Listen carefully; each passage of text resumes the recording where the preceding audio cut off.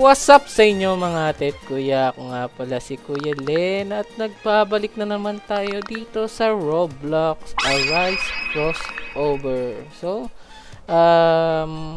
hindi ko alam no na may dagdag damage palang rank up. Hindi nyo sinabi sa akin. Ha? Ba't di nyo sinabi sa akin? Hanggang ngayon, irang pa rin ako. Tingnan nyo. Irang pa rin ako. Kasi akala ko, okay lang na irang. Ha? Yung pala, may dagdag damage pala yung, yung pagpaparank up. Kaya hindi ako nagpaparank up eh. Huwag kayo iiyak. Tignan nyo dito oh. Meron palang damage dito, extra damage. Di ko nga lang alam kung overall damage to. Like yung kasama yung weapon and shadow. Pero alam ko naangat yung shadow. Hindi ko lang alam kung naangat din yung sa weapon. Pero kita nyo naman, E-rank 5%, D-rank 10%. Tapos sa SS rank 35%. Ang laki nun. Diba? Magkano pag G-rank? Walang nakalagay dito pag G-rank. Hindi ko alam kung ilan yung G-rank. Pero malalaman natin mamaya. Kasi bahala kung umabot ng G-rank. So, magta-time check muna tayo mga atit kuya. Ang time ngayon ay meron akong 3 days and 2 hours na paglalaro. Tapos, itong mga unit ko ngayon. Kita nyo naman, hindi sila yung the best. Hindi ko nga max tong mga iba kong unit. Kasi tinatamad ako palabelin. Pero, tingnan natin ulit. 8.92 sa rank E ha, rank E ako. Tignan natin kapag nag G rank ako or SS rank kung tataas ba yung damage nila, no? Gusto ko malaman kung gaano kalaki yung itataas. Ay hindi, 35% nakalagay na pala doon. Tapos, papakita ko muna sa inyo mga ate at kuya kung ano ba yung mga pinagagawa ko habang wala ulit kayo, no? Para meron kayong idea kasi baka mamaya magulat kayo, lakas ko na bigla eh. Doon, papakita ko sa inyo, nire-record ko naman lahat mga ate at kuya. Ako lang po mag-isang nag-grind solo kasi wala naman ako ibang kaibigan naglalaro nito and isa po akong free to play. Yun. So, tignan muna lang natin yon and babalikan ko kayo. So, mga atit kuya, sa unang clip makikita ninyo na nagpa-farm lang ako ng Infernal Tower kasi kailangan ko po mag-upgrade na mga units. Then, dito naman sa next clip mga atit kuya, binili ko po yung times 2 cash na Game Pass kasi ang meta po ngayon is yung mga weapon. Kung mapapansin nyo, mas malakas po ang weapon compare sa shadow kapag inano nyo sa mga shadow nyo. Kaya mas maganda po na mag-farm kayo ng weapon kaysa po ng shadow, lalo na pag late game. Kasi mas maganda po yung maitutulong nito. And makikita nyo dito sa clip na to, nakakakita ko lagi madalas ng mga S. Lagi kong sinusure na maano ko yung mga S dungeon. Kasi baka po double dungeon sila katulad nitong sunod na clip. Is double dungeon po sila. Ibig sabihin, bukod pa po yung ticket na makakuha ko sa S na increase, bukod pa po yung kay Gino. Alam ko po may dagdag yun kasi ang almost na nakukuha ko sa double S na may Gino is nasa 40 tickets per run. Tapos kapag ano pa yun, kapag kaya ko pang one hitin lahat ng mobs nun, kapag madali lang yung dungeon, mabilis, nakakailang run po ako nun, kaya ang dali lang makaipon ng ticket. Kaya i-make sure nyo mga atit kuya, kung magagaling po kayo ng specifically ticket, ang tatargetin nyo po is dungeon, hindi po AFK, kasi yung AFK mabagal and randomize yung bigay na ticket. Sobrang RNG niya, hindi katulad ng dungeon na may target ticket talagang binibigay sa'yo na minimum and maximum. Kaya mas maganda po mag dungeon na lang kayo, and every 30 minutes may dungeon, tapos may mga specific time na merong mga guaranteed S rank dungeon, madalas may double dungeon, kaya mas okay po yun. Tapos dito naman sa clip na to mga atit kuya, nakaipon na ako ng sapat na pera para mabili yung last sword doon sa Dragon City, which is yung Twin Dragon Axe ba yun? Basta siya yung pinakamalakas ngayon, pangalawa bukod dun sa Legendary. And makikita nyo sa sunod na clip is ini-enchant ko siya, kinukuhanan ko siya ng highest sharpness or vorpal na pwede ko makukuha para mas mapabilis yung farm ko. And sinerte nga ako dito kasi nakakuha pa ako ng may burning 3 sharpness tapos loot. So magandang tulong siya sa akin kasi madadagdagan yung dust ko para may pang re-enchant ulit ako. First time ko lang nakuha tong burning na enchant, pero feeling ko mas maganda yung vorpal aspect. Pag binabasa ko kasi yung description, may chance na mag times 2 yung attack. Pero hindi naman siguro masama tong burning kasi nga continuous damage to. So mga ate ko, yung makikita nyo dito sa next clip is yung damage ng bago kong sword. Makikita nyo nasa 2.4 QA yung kada hit and yung burn is almost 1 QA. Kaya hindi na masama kasi masakit din yung damage na binibitawan. So makikita nyo dito mga ate ko, bumalik lang ako sa pag-grind ng mga dungeon kasi kailangan ko po ng ticket para makabili ng susunod na Game Pass. So, after nung times 2 cash natin, binili ko ng mga tit kuya yung auto-clicker. Kasi, yung extra attack speed ng auto-clicker, mas madali na siyang AFK para habang may ginagawa ko, napafarm ko yung mga NPC. So, mga tit kuya, time check, it's 2 days and 19 hours. Kakatapos ko lang mag-dungeon. And mabibili na natin ang pang-apat na Game Pass. Pang-apat na Game Pass, which is yung auto-attack. Bilhin na natin to. Ay, mali. Ticket shop. Stupid! Yan. Ay, hindi pa hindi pa. Akala ko pwede na. Kulang pa pala ako. Kundi lang pala yung binibigay ng sabihang. Parang mas gusto ko lang tong instant destroy. Hindi. Antayin ko na lang ulit. Mag-iipon na lang ulit ako. Balikan ko kayo. Nandito ako ngayon sa Double S Dungeon ng Chainsaw Man. Di ko inasahan na may mag-i-spawn na Double S Dungeon yung oras. Kasi alam ko mamayang 2 PM pa yung Double S Dungeon or S Dungeon na guaranteed. Pero hindi ko inasahan may nag-i-spawn. Kaya ko naman yung Nippon, kaso hindi ko sila one hit. Kaya medyo laki ng oras na inuubos. So mga tet kuya, nakapag-ipon na ulit ako. May 581 na tayo. Mabibili na natin ang Game Pass na Auto Attack. Okay, may Auto Attack na tayo. And ang sunod kong bibilin is yung Instant Destroy kasi may hilig ako mag Infernal or etong times 2 drop chance para sa mga legendary para mas madali silang makuha. Siguro ganun. Alright mga tet, kaya since napanood nyo na yung preview clips na nirecord ko, pupunta na tayo dito. Pero magte-test muna tayo ng damage output natin. Alam ko dito nga, yung may training dami. Try natin with shadow, okay?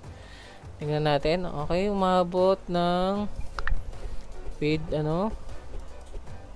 ayun, kita nyo, 14, 18 QA ang peak ata, 14 to 18 QA. Pero nagbabounce lang siya madalas sa 14 to 16 QA. At I think umabot lang ng 18 kapag nag-i-skill yung mga ko. Tinanggal ko kasi animation kasi ang daming pasabog eh. So ayan, makikita nyo na average 14. Sabihin na lang natin 14 QA yung DPS ko. So I hope enough to kapag nagparangkap no? Kasi hindi ko alam kung ano yung mga requirements para sa per stage. So dito, E-rank para sa D-rank, meron tayong 10 minutes ata kada dungeon run. And papakita ko na lang sa inyo yung dulo kasi mahaba to eh. 20 rooms to. Kailangan kong i-maximize yung 10 minutes. So, kailangan ko mag-focus. So, papakita ko na lang sa inyo kapag nandun ako sa last stage. Alright, may 5 minutes pa tayo natitira mga tit kuya. And tapos na natin. Hindi ko alam kung kailangan ko pantayin matapos. Pwede ba mag-live na lang ako? Or kailangan ko ubusin yung dungeon ends? Hindi ko sure eh. So, ililive ko na lang. Or, hindi, ililive ko na lang. Siguro naman tapos na to, diba? Diba?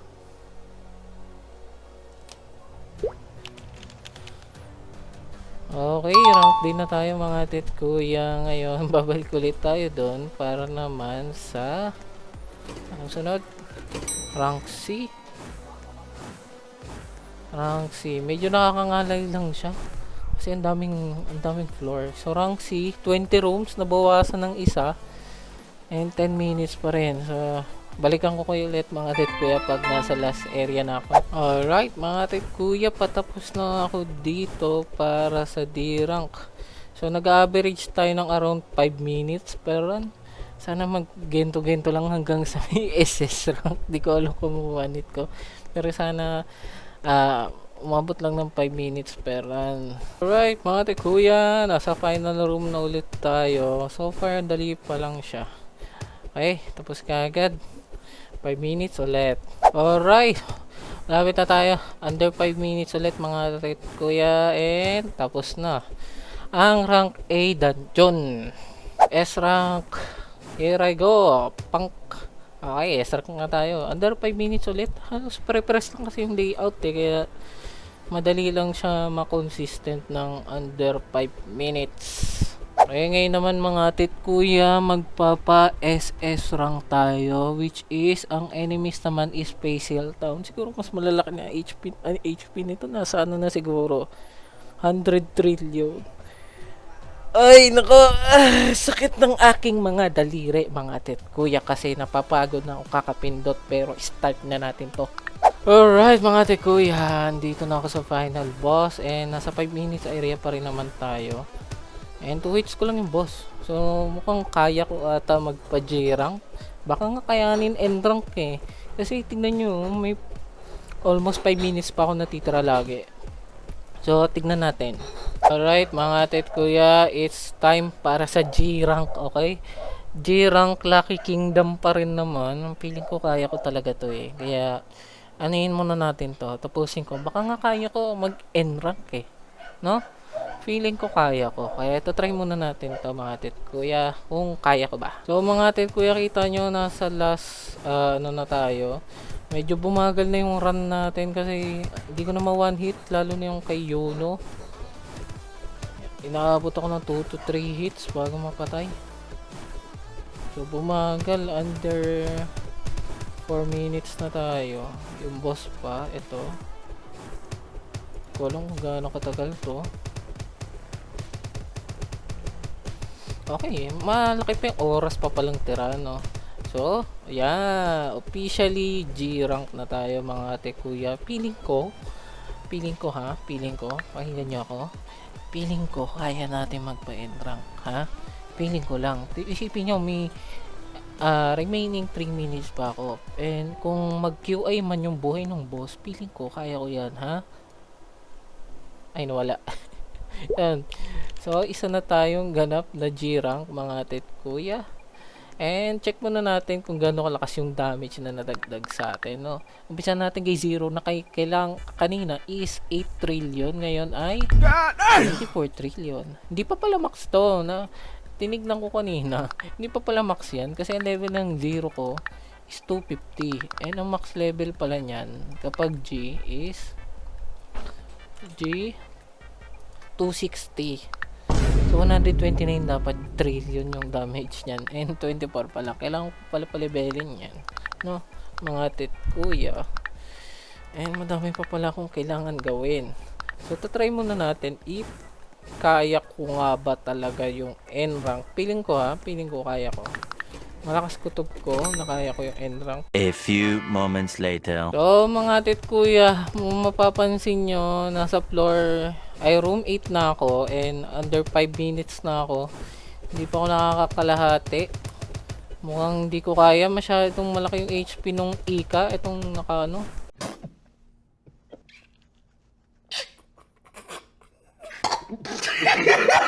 So bago ako magpaalam sa inyo mga atit kuya, meron palang code na namimigay ng libreng 0 na J-rank. So kiklaim muna natin. Okay. So, libreng G-rank 0 to. So, pangalawang G-rank ko to na magagamit ko. Ay, teka, ba't natanggal siya? Ganun pa kalakas tong SS rank nito. SS rank, max, 10.5T. Tapos ito, SS rank, 9.6 ito. Okay, yung pala mas malakas. So, makikita nyo, kailangan ko na lang palakasin tong mga shadow ko. Kailangan ma-max sila. Di po pala kasi max to mga to, lalo na yung G-rank ko. Papalibelin ko sila. Tapos mag-grind din ako mga tit kuya ng weapon ko. So makikita nyo next episode siguro nito. Is either meron akong B or A nito. Ewan ko kung paano ko i-grind. Mag-grind lang ako dun sa Dragon City. Baka iwasan ko yung dungeon muna. Kasi nakita nyo naman, madami naman akong game pass. Pero yung Infernal, baka yun yung gawin kong active na grind. Muna. So, yun. Ayoko nag-enjoy kayo mga tit kuya, no? Sana nagustuhan nyo yung pagpaparangkap ko. from E rank to G rank. Actually, kaya ko sana yung N rank kung may enough damage lang ako eh. Wala eh. Letter D pa lang yung axe ko and walang extra Vorpal. Kung may Vorpal din yan or Vorpal aspect, kaya ko yun. So, yan nyo. Mag-grind ako. Pag nakakuha ko ng enough na magpapa-N rank kagad ako mga atit kuya. Abangan nyo yan. So, I hope nag-enjoy kayo mga atit kuya. Huwag nyo kalimutan mag-like and subscribe. And huwag nyo yung notification bell. Libre lang yan mga atit kuya. Pwede kayo mag-unsubscribe anytime. At kung nag-enjoy kayo, syempre, dito lang kayo. Stay lang kayo. At supportahan nyo ako mga atit kuya. At patuloy ako mag-upload para sa inyo. So, yun. No? Kita-kita na lang tayo mga atit kuya sa susunod na episode ng Arise Crossover. Paalam!